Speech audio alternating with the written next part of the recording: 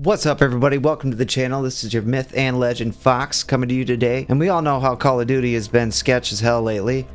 And I haven't seen anybody go out to prove, like, definitively one way or another whether something sus is actually going on or not. We could potentially have a huge breakthrough in regards to what's going on in the background when we're playing multiplayer in Call of Duty. Let's get into it.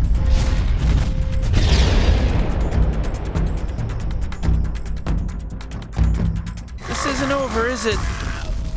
That means no, it isn't over? Make a fist if this isn't over. This isn't over. Welcome to the channel, everybody. This is your boy Fox. Kick back and relax. Hit that subscribe button. Hit the like button.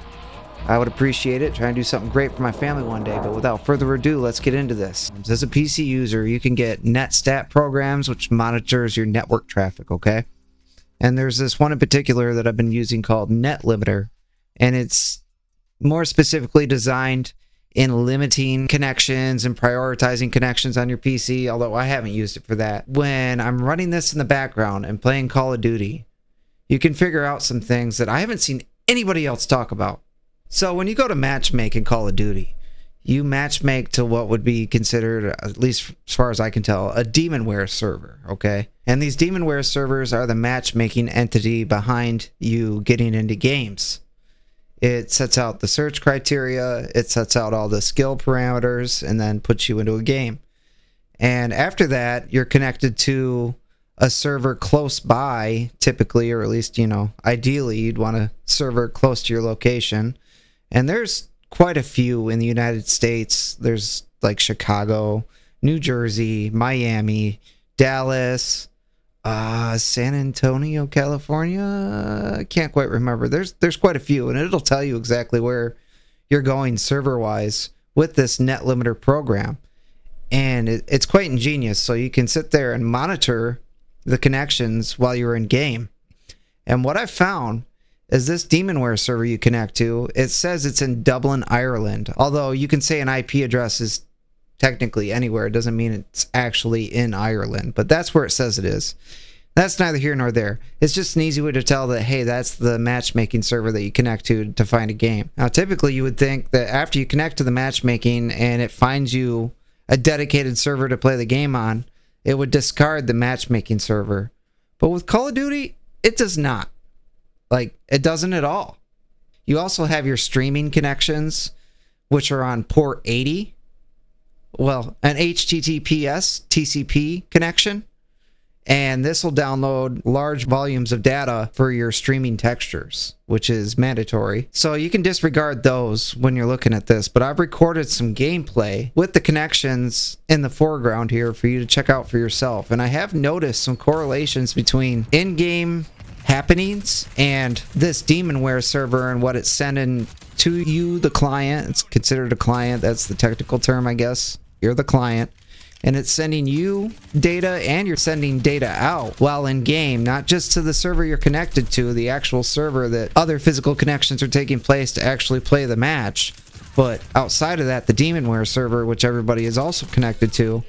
And to me, this screams that at the very least, it's sending data back and forth to monitor you in real time. Now, some might say, well, it's for the voice chat. Or some might say, well, it's to configure your stats at the end of the game and place you better in the SBMM brackets.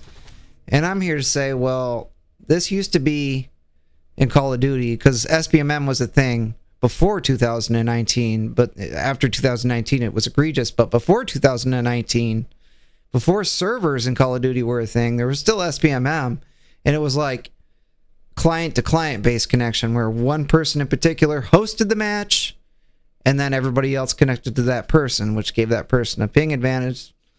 That's neither here nor there, but you didn't need all these extra connections, right? That's what I'm trying to get to. So why all of a sudden do you need a demonware server connection at all times, right?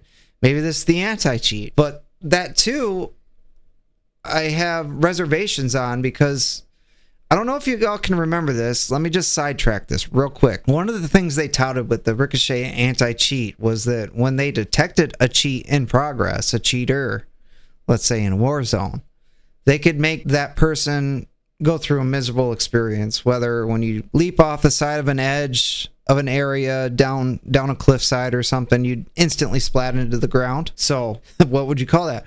Real-time manipulation of the player in game. A brand new piece of technology in Warzone that I think is very cool, and it live nerfs cheaters. They did do something crazy just to mess with cheaters. They found a way to live nerf them to deal no damage mid-match. So if you get caught with cheats, you just immediately get gimped into absolute helplessness. They are capable of it through Ricochet anti-cheat. They do other things too, like they can make other players invisible. There was a variety of ways that they could mess with cheaters with the Ricochet anti-cheat. And here's the thing, if they can manipulate a cheater in real time, they can manipulate any of the players in real time. Okay? That's just the fact of the matter. That's the heart of the matter. So how do you go about proving this is the case? Well, I haven't found a way to prove that this is actually occurring, but I have found, since that we all know that demonware is sus, right? I mean, it is. Just listen to the name, demonware. I mean, it's right there, right in plain sight. I just find it interesting, you know, that you're connected to a demonware server and it's sending data back and forth while you're playing in-game, and it even correlates to, like, not all the time, but when you die and when you're getting a kill. Like, it'll send data back and forth, like, right at that very moment. At least from what I can tell, based on my measurements, there sure seem to be, at least some of the time, a correlation between what's happening in-game and you getting kills and or being killed. Now, it sends data when you're not doing anything, too, other than traversing the map. But I figured I would put this gameplay here for you to watch while I'm talking my head off about it, because I find it very interesting. And I haven't seen anybody, absolutely anybody, talk about this, and I find it rather bizarre that nobody else has figured this out or cared to mention it. You would think that people would want to know this, and that's the thing about today's online matchmaking, and it's just the sheer gullibility of players, and there's zero transparency from companies what they're actually doing. AI has become so powerful computationally that it can literally predict an outcome of a multiplayer match, not to mention sway it one way or another. This is something that many Call of Duty players have speculated on, but we're far from the only community, guys. Like Halo, for Halo Infinite, their multiplayer, a lot of the diehard fans of that have also been complaining about SBMM. It's pretty widespread. It comes down to, how do we prove these algorithms are doing things that they're not advertising and is actually deceptive? Well, I'm giving you the first step right here. Everybody can replicate this. If you have the program, like a PC, if you have the game on PC and programs to monitor your net stats, you too can see this for yourself. And you tell me what you think. Is it simply the anti-cheat? Is it simply gathering stats? Is it simply gathering statistical data on the entire match for better placement in SBMM algorithms? Is it real-time manipulation? Is it, I mean, there's a multitude of things it could be, but nobody's been able to say for sure, like, hey, there's something else going on in the background of the match. Well, I'm here to show you that there's at least one or two unnecessary demonware server connections going on behind the scenes while you're playing. And I mean, if that isn't somewhat of a breakthrough, I don't know what is. I mean, every Call of Duty player needs to know this, because it's not transparent at all. At all. And I know we all want to see the change, that us as Call of Duty players, you know, we deserve the change. We deserve transparency. We deserve a genuine, organic experience that isn't manipulated by AI algorithms. I mean, that should be obvious, right? So let's just say that skill-based manipulation is a thing in Call of Duty. I'm not saying that it is. I'm just saying let's theorize that it is real quick. With this data that you can monitor back and forth from this demonware server, you should be able to find a pattern with it if it indeed correlates with real-time skill manipulation in a game. Because there's many different factors that are involved if such a system was implemented, and as we covered, Ricochet anti-cheat has the capability to do that. So again, hypothetically, let's just say that's what it is. Okay, this data, when it's being sent back and forth, could be prepping your client to, say, sway your aim off by just a smidge so you can't win a particular gunfight, and to keep your KD at a certain level and to keep things even Steven. It could be deviating your recoil ever so slightly. I mean, there could be so many little things that could be considered real-time manipulation in a game session. So that's something that you need to consider, is like when it is sending data back and forth, and then let's say there's nothing happening on screen. Could it be trying to predict who you're going to come across next? Could it be that it's, like I said, telling your client, okay, you're going to have your aim off just a little bit? And I know that sounds out there and like tinfoil hat, but really, I mean, there's a lot of reports from many users for years now that this has been a thing, right? And with Black Ops 6, I think one of the reasons it's so prevalent is because the damage ratios and values are pretty much the same across the entire hitboxes of a player. So it's much easier to tell when you're getting gypped on a kill. And I know a lot of people just say, well, it's just desync. But again, I'm just saying that I'm just theorizing here. This is just a theory, right? Well, if enough people sit here and monitor this like I have, this could be a huge breakthrough for all the players out there that have struggled and actually believe this is a thing. Like, if you do, like, look into it like I have.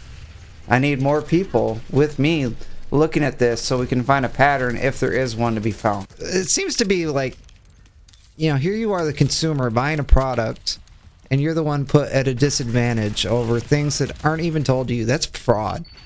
It's outright fraud, in my opinion. Because, well, I haven't gone through the user agreement recently, like since Black Ops 6 come out.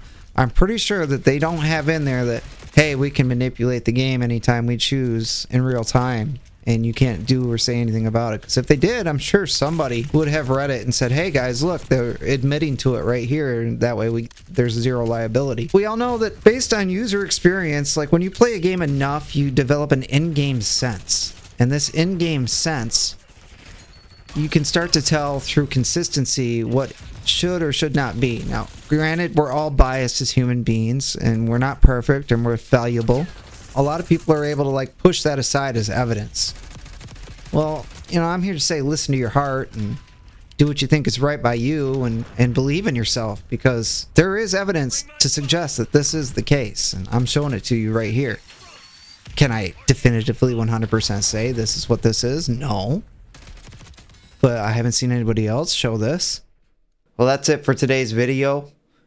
Hopefully this was informative and opens your eyes a little to the possibilities out there. Now, this could still go either way, where, you know, this is just a dead end completely.